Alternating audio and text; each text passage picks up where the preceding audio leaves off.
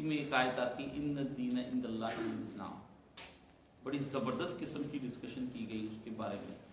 یہود اور نصارہ دونوں اور تیسرا مسلمان، تینوں کو یہ صاف صاف بات کہہ دی گئی کہ جو کچھ بھی ہے نا، اب تمہارے خیالات کچھ اور تھے، نظریات کچھ اور تھے، تم کچھ اور سوچتے تھے، سب یک لخت ختم. اب اللہ کے نزدیک یہ دین اسلام ہی ہے. اس پر جو عمل کرے گا اس کی بچت ہو جائے گی، جو نہیں کرے گا وہ فارغ کر دیا گیا. نہ وہ قوموں کا امام رہے گا نہ آئندہ بنے گا. کوئی صورتحال ایسی نہیں. تو پچھلی قومیں اگر معذور ہم نے کر دی ان تم کو یہود اور نصارہ کو، تو اس بنا پر کہ تم اب اہل نہیں رہے اسلام کو ماننے کے، اور یہ مسلمان بھی اگر کسی وقت معذور ہوں گے تو یہ بھی اسی وجہ سے. تو اسلام کو زبردست قسم کا اس کے اندر ڈسکس کیا گیا کہ اسلام کیا دین ہے، اسلام ہم سے کیا چاہتا ہے، اسلام ہم سے کس قسم کے اقرار لیتا ہے، اسلام ہم سے کس قسم کی تصدیق مانگتا ہے، اسلام ہم سے کس قسم کی مسئولیت کا دعویٰ کرتا ہے. سب چیزیں اس کے اندر آ جائیں گی کہ اسلام کے گردا گرد سب کو گھومنا پڑے گا. جو اسلام کو چھوڑ جائے گا اللہ کا اس سے کوئی تعلق نہیں. جو اسلام کا وفادار ہو جائے گا اس دین کا، اللہ کا اس کے ساتھ پورا تعلق ہے. ٹھیک ہے. تو یہ اللہ اس کے اندر اسلام کے بارے میں ڈسکشن کی گئی. اور اسی اسلام کے ضمن کے اندر پھر جو گفتگو ہوئی وہ سورہ، اسی سورہ کے اندر وہ غزوہ احد کے بارے میں بھی ذکر کیا گیا. اسلام پر بڑا کڑا وقت آیا جب غزوہ احد ہوا، اور وہ غزوہ احد کو اس کے اندر ڈسکشن کی گئی. غزوہ احد ایک ایسا ہے کہ نبی کریم صلی اللہ علیہ وسلم نے بدر سے بھی زیادہ احد کو چاہا ہے. کبھی رسول خدا بدر کی زیارت کو نہیں گئے، لیکن جب بھی گئے رسول خدا احد کی زیارت کو گئے. اور احد کے قصے آتے ہیں کہ حضور علیہ الصلوۃ والسلام اور حضرت صدیق اکبر اور حضرت عمر، حضرت عثمان، طلحہ اور بہت سے لوگ یہ بڑے اور جا کر احد پر کھڑے ہو گئے. احد پر کھڑے ہوئے تو احد پہاڑ ہلا.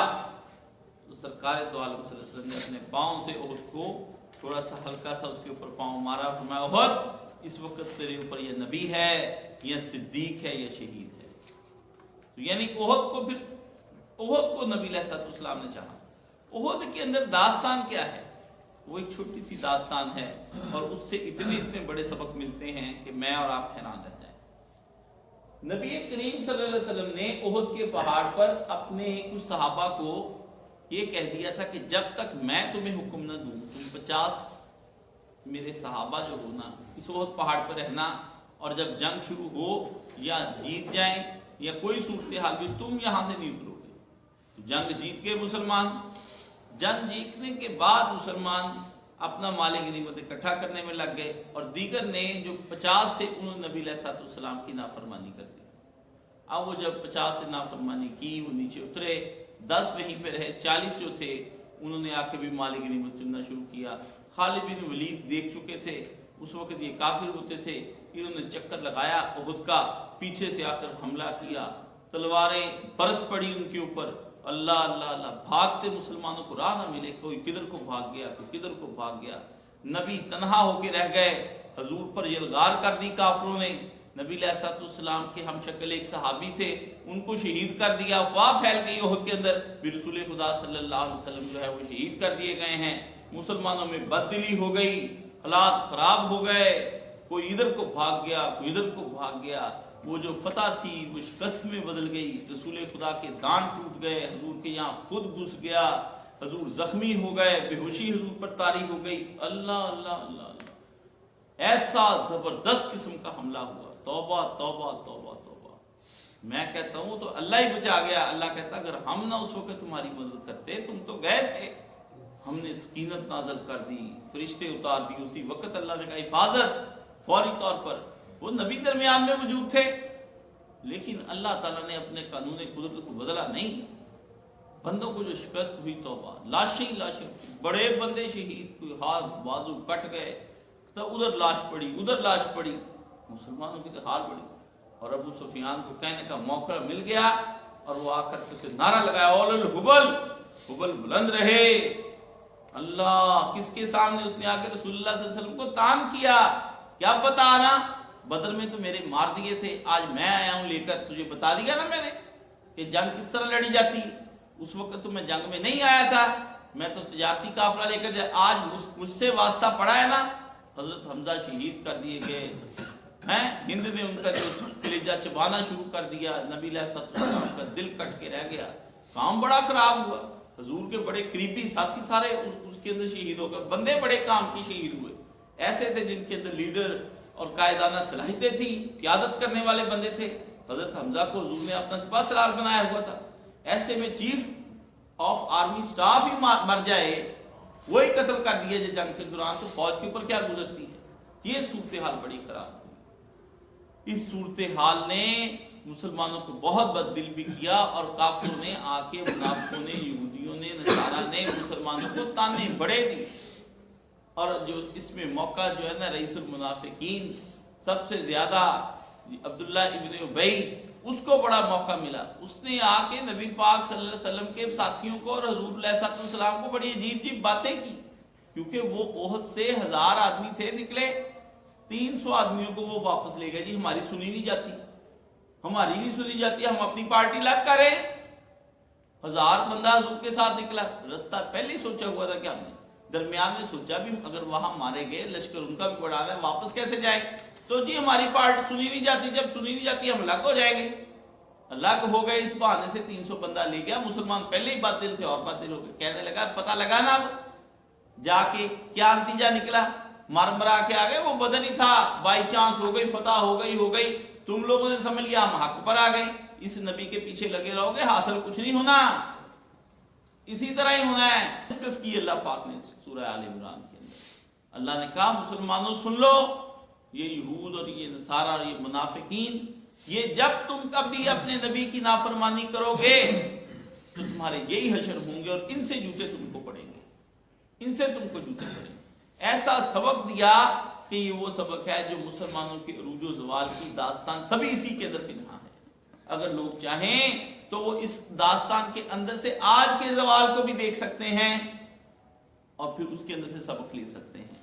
رسول خدا صلی اللہ علیہ وسلم نے فرمایا احد ہمیں تجھ سے پیار ہے، تجھے ہم سے پیار ہے، ہمیں تجھ سے پیار ہے اور تجھے ہم سے پیار ہے۔ حضور نے اپنی شکست سے محبت کی، نبی علیہ السلام نے اس میں سے کہا کہ دیکھا نبی اور اللہ کی نافرمانی سے کیا سبق نکلتے ہیں۔ حضور نے اپنے اس احد کو کبھی نہیں بلایا، اور حضور اکثر نبی علیہ السلام وفات سے پہلے تک نبی پاک کو احد کی شکست نہیں بھولی۔ یہ نہ کہ حضور نے بعد میں مکہ فتح ہو گیا، سارا عرب آ گیا، نبی پاک کے ذہن سے احد کی شکست نہیں گئی۔ آخری دفعہ بھی جب گئے حضور پاک صلی اللہ علیہ وسلم تو بقیع کے لوگوں کے لیے دعائے مغفرت کرنے کے بعد احد کے لوگوں کی مغفرت کر کے پھر آ کے حضور بیمار ہو کے فوت ہوئے۔ حضور بار بار جاتے رہے اور اکثر رات کو اٹھ کے نکل جاتے تھے اور احد کے جا کے شہیدوں کے لیے بہت لمبی دعائیں کیا کرتے تھے۔ حضور وہاں کھڑے رہتے، سوچتے کہ اللہ کی نافرمانی کرنے کے بعد قومیں کس طرف کو نکل جاتی ہیں، نبی پاک صلی اللہ علیہ وسلم عبرت لینے کے لیے خود جاتے، اپنی ذات تو نبی وہاں ہے، عبرت لینے کے لیے تو مسلمان کیوں نہیں جائیں گے وہاں پر۔ ایسی احد جو ہے، احد کی داستان بڑی عجیب و غریب قسم کی ہے۔ احد سمجھ لیں نبی پاک کے دور کا کربلا ہی ہے۔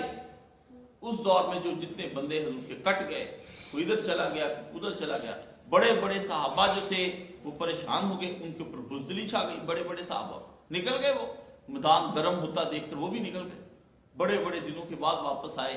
حضور پاک صلی اللہ علیہ وسلم آئے تو آپ علیہ السلام پورے گھر کے اندر، جب وہ آئے نا نبی پاک، مدینے کے ہر گھر میں بین ہو، ہر گھر میں رو رہے ہیں لوگ، ہر گھر کا کوئی نہ کوئی بندہ رو، اتنا بین حضور پاک صلی اللہ علیہ وسلم، تو حضور اپنا حضور پاک کا دل بھر گیا، یہ یار کیا ہو گیا میرے ساتھیوں۔ یہ ہوتا ہے نبی کی مخالفت کرنے کا نتیجہ۔ آج امت نے نبی کی مخالفت کی تو آج امت کہاں پہ کھڑی؟ صرف وہ 50 بندے نہ اترتے تو کھڑے ہی تھے نا، مال غنیمت اکٹھا کر کے، تو وہ لوگ وہاں پر بعد میں جب بٹنا تھا تو ان کو بھی تو ملنا ہی تھا، صبر کر جاتے نہ۔ دنیا کی محبت، اللہ نے بتایا کہ حب الدنیا، دنیا کا پیار جب بھی تمہیں برباد کرے گا، نبی کی اطاعتیں تبھی تم چھوڑو گے جب دنیا کا پیار تمہارے اندر آ جائے گا۔ دنیا کا پیار آ گیا، اللہ نے فرمایا تم میں سے کچھ تھے جو اس وقت من یرید منکم الدنیا، تم دنیا چاہ رہے تھے، تو قرآن نے اللہ کے اپنے صحابہ کو ڈانٹ دی کہ تم دنیا چاہتے ہو، پیسے چاہتے ہو تم لوگ، تمہیں اللہ کا دین نہیں پتا۔ ہمیں تو چلو بات کی بات ہے، صحابہ سے گفتگو کی اللہ نے کہ تم نے یہ کیا کیا۔ اگر تمہاری میں جام فروشی کے قصے اس کے اندر محفوظ کرتا ہوں اور بتاتا ہوں تو خدا نے تنبیہیں بھی کی، جھڑکیاں بھی دی، خدا نے ہلایا بھی کہ اس طرح سے کام نہیں چلے گا جس طرح سے تم نے کام شروع کیا۔ تو حب الدنیا غالب آ گئی، اور حب الدنیا کی بہت سی مثالیں ہیں۔ آپ دیکھتے ہیں حضرت عثمان، ایک عالم نے اپنی کتاب کے اندر لکھا، اس نے کہا نبی کی مخالفت آدمی پوری اپنے آپ نیک نیتی سے بھی کرے نا تو پھر بھی اس کو اس کی سزا لازمی طور پر ملتی ہے، اپنی طرف سے کوئی طویل نیک اچھی طویل کر کے۔ ان کا یہ صحابہ نے نبی پاک صلی اللہ علیہ وآلہ وسلم کی جو مخالفت کی آپ کے قول کی، تو نیک نیتی سے سوچا ہوگا کہ جنگ ختم ہو گئی ہے، اب اوپر رہنے کا فائدہ کیا، چلے اب نیچے آ جاتے۔ تو حضور نے کہا جب تک کہ میں حکم نہ دوں اوپر سے تم نیچے نہیں آؤ گے۔ انہوں نے کہا لو جی یہ کیا بات ہوئی، جو حضور نے تو یہ جنگ کا کہا ہوگا، کوئی طویل بھی اگر کی نا انہوں نے تو وہ طویل کا نتیجہ کیا ہوا کہ مسلمانوں کو نقصان اٹھانا پڑا۔ حضرت عثمان نے، نبی پاک صلی اللہ علیہ وسلم نے عبداللہ بن سعد بن ابی سرا اس آدمی کو کہا تھا یہ کعبے کے پردوں میں بھی چھپا ہوا، اس کو قتل کر دینا فتح مکہ کو۔ یہ حضرت عثمان کے رشتہ دار تھا۔ حضرت عثمان نے اس کو پناہ دے دی، نرمی کی اس کے ساتھ۔ بعد میں حضور صلی اللہ علیہ وسلم کے سامنے لے آئے، کچھ دن کے بعد جب مکہ فتح ہو گیا تو آ کے رسول پاک صلی اللہ علیہ وسلم کو کہنے لگے کہ اللہ کے رسول کے سامنے سے اچانک ہٹ گئے۔ حضور نے دیکھا پیچھے، اس سے اپنا چہرہ ہٹایا، دکھایا۔ اب حضور کو تو چڑھ گیا غصہ، کہنے لگا حضور مجھے معاف کر دیں۔ نبی پاک چپ کر کے دیکھتے رہے، بولے نہیں۔ پھر کہیں معاف کر دیں، چپ، بولے نہیں۔ پھر کہیں معاف کر دیں، بولے نہیں۔ تیسری چوتھی دفعہ سے کہا حضور مجھے معاف کر دیں، آپ نے جاؤ معاف کیا۔ لیکن اس کے بعد جب وہ چلا گیا تو حضور نے کہا جب میں 3 دفعہ چپ رہا تم میں سے کیوں نہیں کوئی اٹھا اور اس کی گردن کیوں نہیں اتار دی؟ جب میں نے حکم دیا ہوا تھا پہلے سے کہ اس کو ختم کر دو، یہ کعبے کے پردوں سے بھی لٹکا ہوا، تو لوگوں نے کہا آپ اللہ کے رسول آنکھ سے اشارہ کر دیتے۔ آپ نے فرمایا نبی آنکھ کی خیانتیں اور چوریاں نہیں کرتا، منہ سے کچھ کہے آنکھ کے اشارے کچھ کرتا پھرے۔ نبی دوگلا نہیں ہوتا، نبی کے اندر بھی یہ نفاق نہیں ہوتا، نبی ایمان والا ہوتا ہے، ٹھیک ہے۔ منہ سے کچھ، آنکھ کا اشارہ کچھ، آپ نے یہ نہیں۔ لیکن آپ کو پتا کیا ہوا، یہی عبداللہ بن سعد بن ابی سرا مصر کا والی بنا حضرت عثمان کے دور میں، اور مصر کے لوگوں کو تنگ کیا، اور یہی بندہ جو ہے حضرت عثمان کے قتل کی وجہ بن گیا۔ نبی کے کسی بھی کام کو نیک نیتی سے بھی اگر آدمی بدل دے یا اس کی نافرمانی کرے، وہ بعد میں اس کے اوپر آفت آتی ہی آتی ہے۔ تو مجھے آپ یہ بتائیں کہ آج کے دور میں ہم اپنے نبی کے کام کو کس طرح سے پورا سامنے رکھتے ہوئے اس کا انکار کرتے ہیں۔ موجود ہے، طویل کر کے نہیں کرتے، ویسے ہی انکار ہو رہا ہے۔ نہ ہماری شادیاں، نہ ہماری زندگیاں، سب چٹا انکار۔ اب مجھے بتا دیں اس کے بعد پھر پیچھے کیا رہ جاتا ہے؟ کوئی شے رہ جاتی؟ جب کچھ بھی نہیں رہ گیا تو پھر فائدہ کیا ہوا؟ جو اتنی سی جنگ کے اندر اتنا بڑا نقصان ہو گیا کہ مسلمانوں کی تاریخ لکھ لی اللہ نے قرآن میں اور آیات اتار دی، جو مسلمان کر ہی نافرمانی رہے صبح شام، تو ان کو پھر بیت المقدس دے دو یا حرم پاک دے دو، یا 300 سینمے کھول دو۔ 300 سینموں کا سعودی عرب نے حکم دے دیا، 300 سینما سعودی عرب میں کھل جائے گا۔ ہاں جی، پہلا بیلی ڈانس ہو گیا ہے، پہلا بیلی ڈانس ہو گیا تو شرکاء کی تعداد اتنی تھی کہ ٹکٹ ختم ہو گئے اور کروڑوں ریال کو ایک آدمی نے کما لیے، اور اسے کا موسیقی کی تانیں چھڑ گئیں، مصری گلوکارہ ہبا آ گئی۔ اللہ اللہ اللہ، پیارے رسول جہاں آپ نے قرآن مجید کی آوازیں سنائی تھی، اذانوں کے ترانے سنا کرتے تھے، شہداء کے ترانے ہوا کرتے تھے، آج وہاں آپ کے شہر کے آس پاس اب طوائفیں اور کنجریاں اور رنڈیاں اور کسبیاں گائیں گی۔ لوگ کہتے جی ان کو سٹارز کہو، ان کو کنجریاں نہ کہو، ان کو طوائفیں نہ کہو، ہے کیا وہ؟ یہ بھانڈ مراسی اور کنجر یہ نبی کے دائیں بائیں ہو جائیں گے اب؟ یا تم لوگوں نے گناہ کرنے جا کر دفاع ہو کسی اور خطے میں کر لو، کیا عربی تم کو مل گیا؟ نبی کو اذیت دیتے ہو عالم برزخ میں، نبی کو دکھ پہنچتے ہیں عالم برزخ میں، جب خبریں احوال وہاں پہنچتے ہیں اللہ بتاتا ہے کہ پیارے نبی جب درود پہنچتا ہے تو احوال بھی پہنچتے ہیں، ہاں جی، صبح شام حضور نے فرمایا مجھ تک تو اعمال بھی پیش کیے جاتے ہیں حضور کے سامنے کہ آپ کی امت یہ کرتی پھرتی ہے، آپ اس بات حضور پریشان نہیں ہوتے ہوں گے وہاں پر؟ یہ تو وہ لوگ سمجھتے ہیں اپنے نبی کو جن کے سامنے کہ نبی بندہ خاک میں مل کر مٹی ہو جاتا ہے، ہم نہیں سمجھتے، ہم تو سمجھتے ہیں کہ وہاں سب زندہ ہیں۔ تو آپ یہ بتائیے کہ یہ اتنی سی مخالفت کرنے کے بعد پھر یہ کتنے ہم بند باندھیں گے، ہم کتنی ان کو کہیں، یہ کیسے حرم شریف سے مجھے بتائیں جب اس کی آوازیں اٹھیں گی وہاں موسیقی کی دھنیں اور اس کے مقابلے میں امام حرم دعائیں مانگے گا تو کس کی قبول ہوگی؟ میں مجھ سے پوچھے، یہ امام حرم کی قبول نہیں ہونی، یہ ہونی اس کنجری کی قبول، کیونکہ اس کنجری نے جو گانے آپ کو سنانے آپ کی اولادیں بے راہ رو ہو جائیں گی۔ امام جو ذکر یا اللہ ہماری اولادوں کی حفاظت فرما، نسلوں کی کیوں فرما، نہ تم نے وہ وسائل اختیار کیے کہ جس کی بنا پر نسل حفاظت فرما، تم نے وہ تدابیر لڑائیں، وہ کانسرٹ جو ہوا ہوگا آخر کسی نے تو اس کو ارینج کیا ہوگا، کوئی سٹنگ پلان ہوا ہوگا، کوئی حفاظتی پلان بنا ہوا ہوگا، وہاں پر کوئی اس قسم کے اچھے اچھے مائک لائے گئے ہوں گے، آرکسٹرا آئے ہوں گے، انسٹرومنٹس لگائے گئے ہوں گے، پھر اس پہ روشنیوں کا انتظام ہوا ہوگا، پھر کھانے پینے کی دکانیں اور اسٹال سجے ہوئے ہوں گے، میلہ ٹھیلا پورا بنایا گیا ہوگا، لوگ تیار ہو کر آئیں گے، ان کے کارڈ بٹے ہوں گے، ان کے یہاں سے سب چیزیں ان کے سامنے لائی جائے، پھر جا کر وہ کنجر خانہ کھلا، پھر اس کے بعد لوگوں نے کھایا پیا، راتیں پھر عیاشی میں تو اہتمام کیا گیا، اس کو کہتے ہیں اہتمام و انتظام و انصرام۔ گناہ کا جب اہتمام، انصرام اور انتظام کیا جائے گا تو گناہ اپنا پورا اثر دکھائے گا۔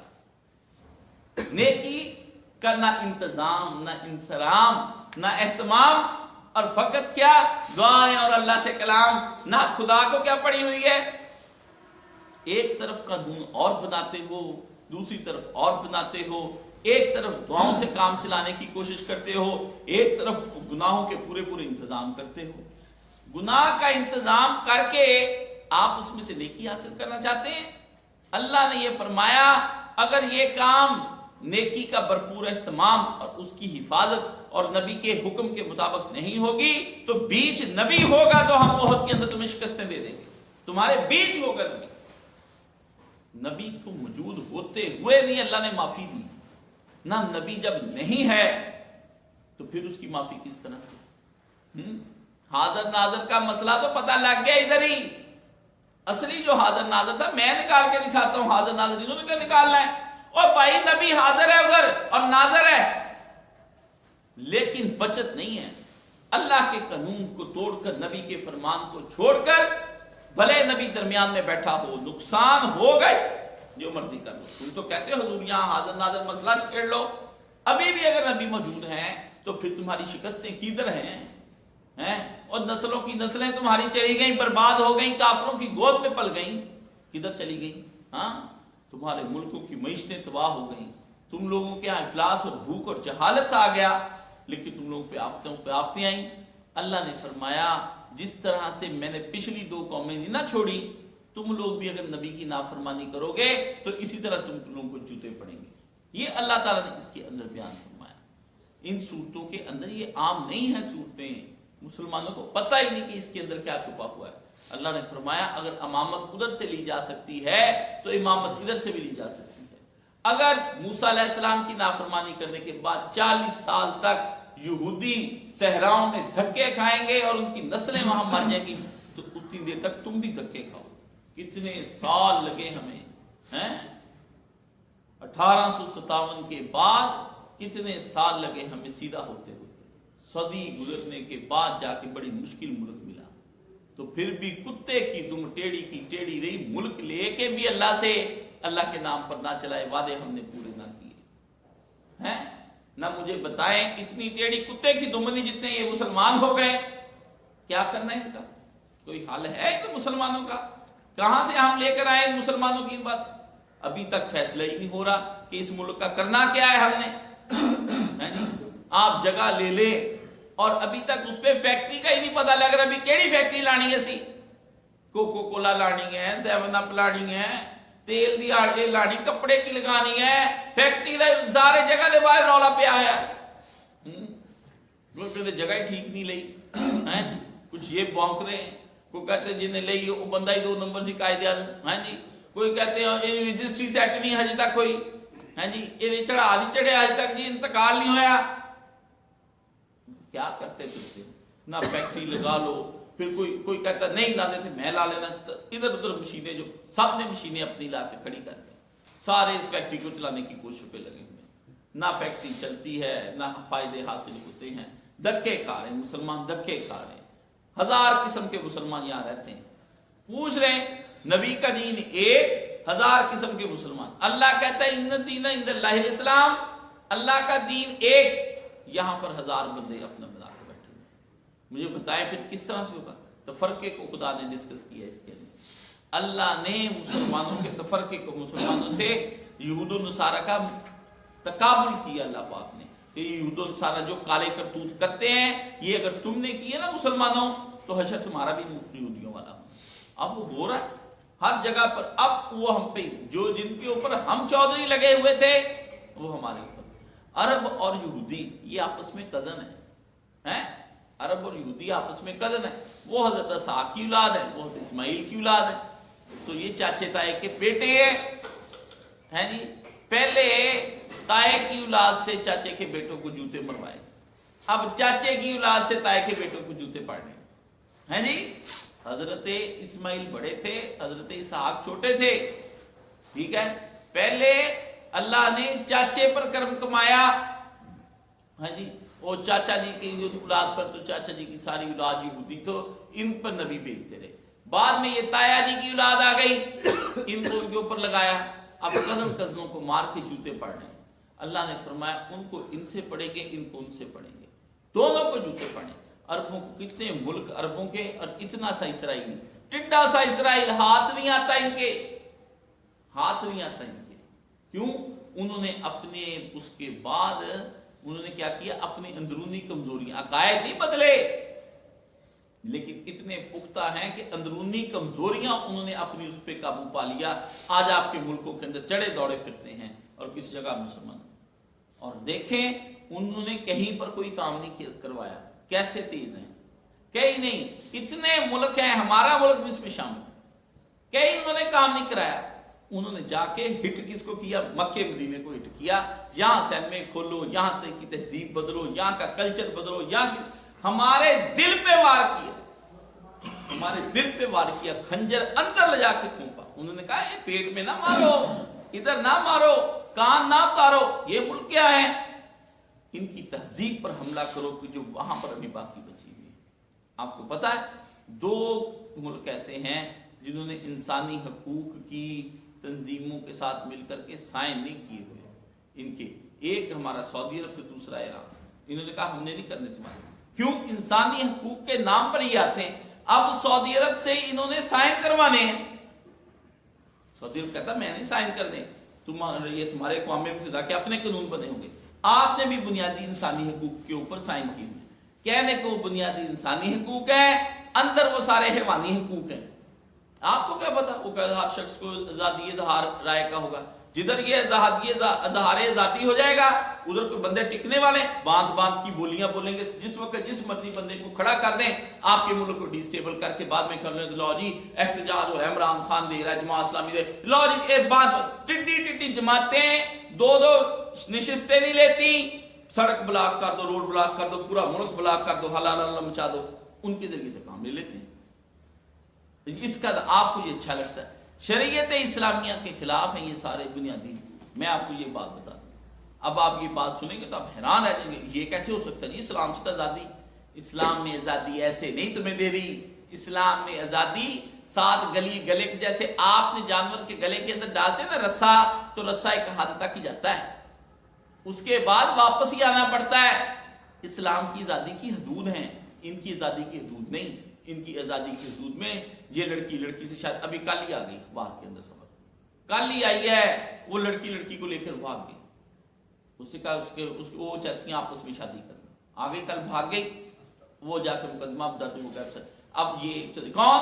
یہ غریبوں کی لڑکیاں ہیں، جو امیروں کی وہ بھاگتی نہیں ہے، وہ اپنے گھر میں سارا کچھ تماشا لگا لیتی، وہ کہتی ہے یہ کہانی چنگا ہے سمجھ، یہ نٹھنے لوڑ ہی کوئی نہیں۔ کیا قیامت آئی ہوئی ہے؟ یہ اندر جو لاوے پک رہے ہیں نا، ہم اور آپ چپ کر کے بیٹھے ہوئے ہیں، ہمیں تو پتہ ہی، مطالعہ کرنا کوئی نہیں، کتاب کھولنی کوئی نہیں، ہاں جی، ٹائم سے سونا کوئی نہیں، عالم کے پاس آنا کوئی نہیں، قرآن سمجھنا کوئی نہیں، سارا دن دنیا دنیا دنیا۔ اللہ نے قرآن میں کہا منکم یرید الدنیا، تم میں سے وہ بھی ہیں جو دنیا چاہتے ہیں، اسی میں اللہ صحابہ سے کہا اس زمانے کے تم، یہ اللہ پاک نے کہا نہ مجھے بتائیں جب صحابہ کو اللہ یہ کہتا ہے میں اور آپ کیا چیز، اللہ نے اس کے اندر بتایا کہ یہ بات سمجھ لو کہ تمہارے اندر اس سورہ کے اندر بے شمار کورس کروائے تربیتی، اللہ نے اس کے اندر تربیتی کورس اس کے اندر بیان کیے اللہ پاک نے۔ کوئی آدمی اس کو جس طرح کل ہمارے عاصم بھائی نے یہاں پہ شہادت حق پورا یہاں پہ میڈیا لگا کر کے پروجیکٹر بنا کے ہم پھر رات کو اکٹھے ہوئے سب نے یہاں ہم نے دیکھا پروجیکٹر، کوئی اس کے اندر کے تربیتی کورسوں کو پروجیکٹر کے ذریعے مسلمانوں کو سمجھائے کہ اس کے اندر کیا کیا چھپا ہوا ہے، ایک چیز اس کے اندر آتی، بے شمار اس کے اندر صورت۔ اللہ نے فرمایا ابتدان اللہ اسلام کی حمایت بھی کرے گا، اس کو وسیع بھی کرے گا، اس کو پھیلائے گا بھی، لیکن یہ بات تم اپنے ذہنوں میں رکھ لو کہ اللہ رب العزت کسی کا خام خواہ حامی نہیں ہے، بھی وہ بندہ غلطیاں بھی کری جائے، جرم بھی کری جائے، رحمت بالکل قریب ہے، لیکن رحمت کا بیجا استعمال نہیں، ٹھیک ہے نا۔ جس آدمی نے کسی کا گھر لوٹ لیا ہو اور اس کے بچے مار دیے ہوں، اس آدمی کے اوپر جیلر کو رحم نہیں کرنا چاہیے، جیلر کتنا ہی رحم دل کیوں نہ ہو، یہ اس کو کبھی بھی کسی صورت میں۔ تو یہاں اللہ پاک نے اس کے اندر یہ بات وضاحت کی کہ میں تم لوگوں کو یہ حکم دیتا ہوں کہ تم لوگوں کو چاہیے کہ اللہ کی بارگاہ کے سامنے جھک جاؤ اور اسلام کو تسلیم کرو، اور یہود اور نصارہ کو صاف کلیئر کر دیا اللہ پاک نے کہ تم جو مرضی کر لو، اب میں مسلمانوں کو تمہارے اوپر لگا کے چھوڑوں گا، اور مسلمانوں کے اوپر لگے۔ مسلمانوں نے برسا برس حکومت کی، اگرچہ ہماری حکومت وہ جو 30 سال کے بعد وہ آئیڈیل حکومت نہ رہی، لیکن پھر بھی شان و شوکت اور دبدبوں کے ساتھ ہم نے حکمرانی کی۔ ہم جیسے بھی تھے برے ترین وقتوں کے اندر بھی ہم نے وہ اخلاق اور قوانین نہیں چھوڑے۔ اس میں کتاب پڑھائی جاتی ہے ماذا خاسر العالم بانحطاط المسلمین، مسلمانوں کے عروج و زوال کا انسانی دنیا پر اثر، مولانا ابوالحسن علی ندوی نے لکھی کتاب، بڑی زبردست قسم، بڑا اچھوتا موضوع ہے، یعنی ہمارے عروج و زوال سے دنیا کو کیا نقصان اور فائدہ ہوا۔ اگر ہم عروج میں تھے تو دنیا کتنے فائدے میں تھی، اگر آج ہم زوال میں آ گئے تو دنیا، یہ بڑا عجیب موضوع ہے۔ انہوں نے بتایا جب ہم چودھری ہوا کرتے تھے تو دنیا کیسے امن امان سے رہتی تھی، اتنا بندہ نہیں مرتا تھا، first world war, second world war, فلانی وار، ٹمکانی وار، ہیروشیما تے بمب، ایسے مارے ہم نے لوگ۔ ہم برے ترین بھی تھے نا تو پھر بھی ہم رحم دل تھے۔ ہماری فوجیں جب بھی جاتی، ہمارے بادشاہ زانی شرابی ہو گئے، جو مرضی، وہ ہم کہتے ہیں برے، ہم ان کو کہتے ہیں، ٹھیک ہے نا، وہ جیسے بھی تھے، لیکن یہ قیامت نہیں آئی جو اس وقت قیامتیں آئی ہوئی، یہ کچھ نہیں ہوتا تھا جو اس وقت۔ اللہ نے امامت کا فرق کر کے بتایا کہ برے وقت میں بھی مسلمانوں کے پاس بڑا کچھ ہے، لیکن افسوس مسلمانوں کو چاہیے، دنیا تنگ پڑ گئی ہے ان کافروں سے، ہماری چھتر چھاؤں تلے سارے کافر بڑے آرام سے رہتے تھے، سارے مذہب بڑے آرام سے رہتے تھے، کسی کو کوئی پرواہ نہیں ہوتی تھی کہ ہمارا کوئی گرجا گرا دے گا، ان کا یہ تو بڑے ظالم قسم کے۔ فلسطین میں جب داخل ہوئے صلاح الدین ایوبی کے بعد تو اتنا ان کے گھوڑے خون میں ڈوبے ہوئے تھے، ان کافروں کے گھوڑے اتنے تھے خون میں ڈوبے ہوئے، کیا بتائیں اس وقت کس طرح انہوں نے بیت المقدس اجاڑا، اور اس کی کوئی داستان سنانے والا، کوئی مرثیہ پڑھنے والا پڑھتا، جیسے بغداد کا مرثیہ پڑھا تھا اس نے کہ آسمان سے خون برسے، جو ہمارے بادشاہ کے ساتھ یہ کیا گیا۔ سادی نے کہا اگر میں لکھوں تو یہ مسلمانوں کے اس کے اندر اللہ تعالیٰ نے بتایا کہ تمہاری بامردی اور استقامت بلا شبہ اللہ تمہیں دوبارہ سے کھڑا کر دے گا، لیکن یہ ہر بار نہیں ہونا، ہر بار نہیں ہونا۔ ایک دفعہ تمہیں پتہ لگ گیا نا کہ یہ غلط کام کرنے کا یہ نتیجہ نکلتا ہے، تو دوبارہ تم نے یہ کام نہیں کرنا. مسلمان بھی بڑے ڈھیٹ نکلے, انہوں نے کہا سانو لگ تک گیا پتا, لیکن دوبارہ ایہو کام نہیں کرنا. ٹھیک ہے, یہی کام کرنا. احد کی داستان, احد پہاڑ جو جا رہا ہے جی احد کے, نہ مجھے یہ بتائیں احد کے شہیدوں کے وہاں آپ وہاں لینے کیا جاتے ہیں؟ اور بھائی جس نے احد کے پہاڑ کا وہ دیکھتے ہیں تو وہاں پوری ایک داستان بکھری ہوئی, وہ احد آج تک ختم نہیں ہوا. دیکھ لیں بدر دور ہے, خندق یہ, احد کو حضور علیہ السلام دیکھنے کے لیے جاتے رہے. تو یہاں احد کے اندر جو داستان تھی اللہ تعالیٰ نے وہ ساری بیان کی. اللہ تعالیٰ ہمیں اپنے اسلام کو سمجھنے کی توفیق عطا فرمائے, ہمیں اپنے اسلام پر صحیح چلنے کی توفیق عطا فرمائے. سبحان اللہ والحمد للہ ولا الہ الا اللہ اکبر ولا حول ولا قوۃ الا باللہ العلی العظیم. اللہم صلی علی محمد وعلی آل محمد کما صلیت علی ابراہیم وعلی آل ابراہیم انک حمید مجید. اللہم بارک علی محمد وعلی آل محمد کما بارکت علی ابراہیم وعلی آل ابراہیم انک حمید مجید. اللہم صلی علی محمد وعلی آل محمد. یا الہی ہمارے جتنے گناہ کو معاف فرما, ہمارے مریضوں کو شفا عطا فرما, ہمارے فوت شدگان کی مغفرت فرما, ہم لوگوں کو قرض سے نجات عطا فرما. الہی ہمارے روزگار اسباب رزق کے اسباب بنا, روزگار کے اسباب بنا, طیب حلال پاک رزق عطا فرما, اور پاک راہوں میں ہمیں خرچ کرنے کی توفیق عطا فرما. ہمیں رزق وسیع اور کشادہ عطا فرما, اور اپنی راہوں میں خرچ کرنے کی توفیق عطا فرما. اپنی نسلوں کی حفاظت کرنے کی توفیق عطا فرما, اپنے وطنوں کی حفاظت کرنے کی توفیق عطا فرما. پاکستان کو اندرونی بیرونی خلفشات سے مامون اور محفوظ فرما. اس کی نظریاتی علاقائی جغرافی سرحدوں کی حفاظت فرما. یا الہی پاکستان کو اسلام کا قلعہ بنا, ہماری ساری نسلوں کو اسلام کے لیے کام کرنے کی توفیق عطا فرما. اللہ ہماری ساری حاجتیں پوری فرما. یا حل المشکلات, یا شافی الامراض, یا مسبب الاسباب, یا قاضی الحاجات, یا کاشف الہم والغم والکرب والبلاء. یا الہی ہماری تمام مشکلات کو دور فرما. ہمارے دلوں کے حال کو جاننے والے ہمارے دلوں میں نور عطا فرما. ہمارے گھروں میں بے چینیاں ہیں, اللہ ہماری نسلوں کو, گھر والوں کو, اہل خانہ کو ہمارے ساتھ دین کا کام کرنے کی توفیق عطا فرما. سچے مبلغ بنا. الہی جو دعائیں یاد تھیں وہ مانگ لی, جو نہیں یاد اللہ خود ہی ہماری ضروریات کو پورا فرما, اور ہر اس خیر کو عطا فرما جو نبی علیہ السلام کو عطا فرمایا, اور ہر اس شر سے بچا جس سے نبی پاک صلی اللہ علیہ وسلم کو بچایا. اسلام کی نصرت فرما, مسلمانوں کی مدد فرما. برما روہنگیا جہاں کہیں مسلمان ہیں, فلسطین کشمیر جہاں کہیں بھی ہیں, اللہ ان کی مدد فرما. برے حالوں میں چلے گئے ہمارے بھائی, اللہ ان کی مدد فرما. ان حکمرانوں کو ہدایت عطا فرما, نہیں تو ان کو تباہ حال کر کے ختم کر کے ان کی جگہ اچھے اور ایمان والے حکمران لے آؤ. ہماری دعاؤں کو قبول و منظور فرما. وصلی اللہ تعالی علی حبیب خیر خلقہ محمد و آلہ و صحبہ اجمعین.